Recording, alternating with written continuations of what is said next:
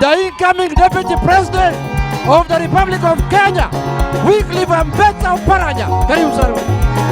Shige, wapi nduru ndani ya nyumba wewe? Wewe. Nyinyi mwapenda nani? Oparanya. Nyinyi mwapenda nani? Oparanya. Oparanya wewe.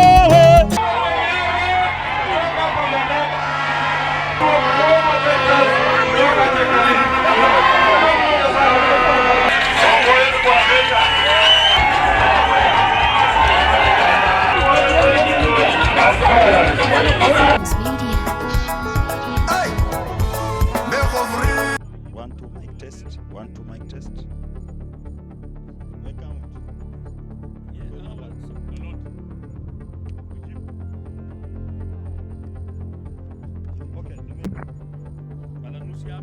Na sisi tunaambia Barasa, kama unaona uzito kule, usivumilie, wewe ni ndugu yetu. Sisi tumejenga mnara wa Sifuna. Kwa sababu maneno ya Ruto anafuata wakora, sisi tumeamua kama itakuwa vile inaenda, Barasa kuja join mnara ya Sifuna tukonge hii watu vipi.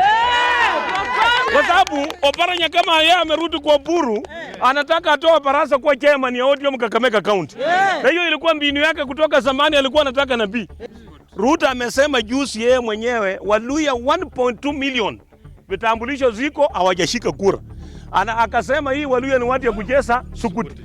Sasa hata wewe utakuwa mtu mshenzi kiasi gani unakuja kwa watu hapa kuambia tunataka kiti ya deputy president. Deputy president you don't need to campaign. Hiyo ni kitu unapewa appointment na president. Mimi nimeappoint wewe kuwa makamu wangu na Ruto asha appoint tayari Kindiki. Hawezi badilisha kwa sababu hii ni tamu yake ya mwisho.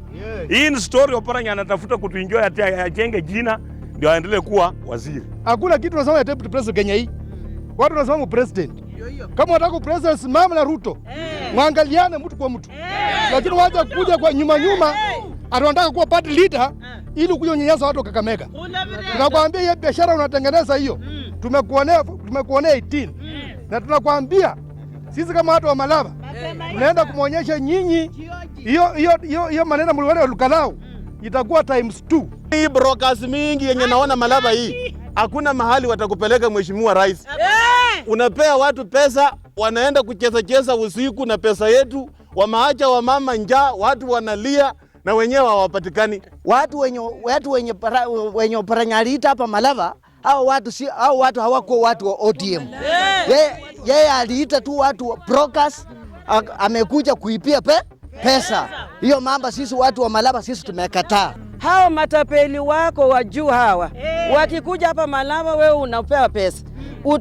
Watuletee sisi wa mama. Hizo pesa hatuoni hizo pesa. Wametuchukua sisi wa mama, tumekuwa viraka. Wanatutumia.